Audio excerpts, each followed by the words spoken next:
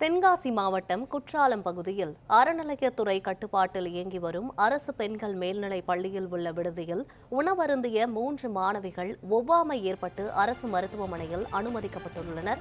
இதுகுறித்து நமது செய்தியாளர் ராஜன் வழங்கும் கூடுதல் தகவல்களை கேட்கலாம். ராஜன், உணவில் என்ன கலந்து இருந்தது, எதற்காக அந்த மாணவிகளுக்கு அந்த மாதிரி ஒவ்வாமை ஏற்பட்டது, அது தொடர்பான விவரங்களை சொல்லுங்க.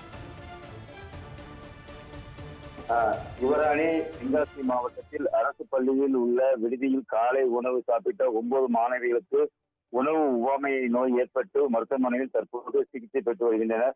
அதாவது தென்காசி மாவட்டம் குற்றாலம் பகுதியில் செயல்பட்டு வரும் இந்து சமய அறநிலையத்துறை கட்டுப்பாட்டில் உள்ள அரசு பெண்கள் மேல்நிலைப் பள்ளியில் உள்ள விடுதியில் சுமார் 53 மாணவிகள் பயின்று வரும் நிலையில் இந்த விடுதியில் இன்று காலை உணவு சாப்பிட்ட 11ஆம் வகுப்பு மற்றும் 12ஆம் வகுப்பு 6ஆம் வகுப்பு பயின்று வரும் 9 மாணவிகளுக்கு அந்த உணவு அருந்திய போது உணவு ஒவ்வாமை ஏற்பட்டு தென்காசி அரசு மருத்துவமனை சிகிச்சையாக அனுமதிக்கப்பட்டுள்ளனர்.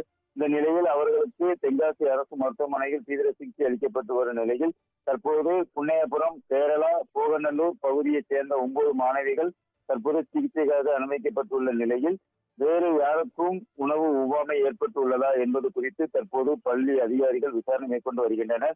குறிப்பாக தென்காசி மாவட்டத்தில் சில தினங்களுக்கு முன்பு முதியோர் இல்லத்தில் உணவருந்திய 6 நபர்கள் உயிரிழந்த நிலையில் தொடர்ந்து அதையும் தவிர்த்து ஒரு தனியார் ஹோட்டலில் இந்த மாதிரியான ஒரு சம்பவம் ஏற்பட்டது. தற்போது இந்த நிலையில் மீண்டும் ஒரு பிரச்சனையாக தென்காசி மாவட்டத்தில் அரசு பள்ளியில் உள்ள விடுதியில் உணவு அருந்திய 9 மாணவிகள் உணவு ஒவ்வாமை ஏற்பட்டு இந்த மருத்துவமனையில் சிகிச்சை பெற்று வருவது தென்காசி மாவட்டத்தில் ஒரு பரபரப்பான சூழ்நிலை நிலை வருகிறது. மேலும் அந்த மருத்துவர்கள் அந்த மாணவியிடம் விசாரணை நடத்திய போது இட்லி சாம்பாரில் நாய் மூடி கிடந்ததாக மாணவிகள் அந்த மருத்துவரிடம் தெரிவித்துள்ளனர்.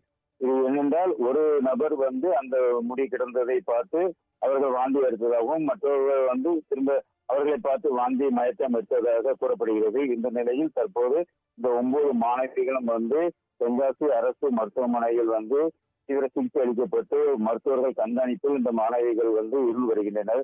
மேலும் இந்த உள்ள ஒரு சில சமூக ஆர்வலர்கள் கூறும்போது இந்த சுகாதாரத்துறையினர் இந்த மன்னிக்கணும் அந்த உணவு பாதுகாப்பு துறையினர் இந்த மாதிரியான ஒரு சில சம்பவங்கள் நடக்கும் போது வாரம் ஒரு முறை அந்தந்த விடுதிகள் மற்றும் உணவகங்கள் உள்ளிட்ட பல்வேறு பகுதிகளுக்கு சென்று இந்த உணவை தரம் குறித்து ஆய்வு செய்ய வேண்டும் என்று தொடர்ந்து வலியுறுத்தி வருகின்றனர்.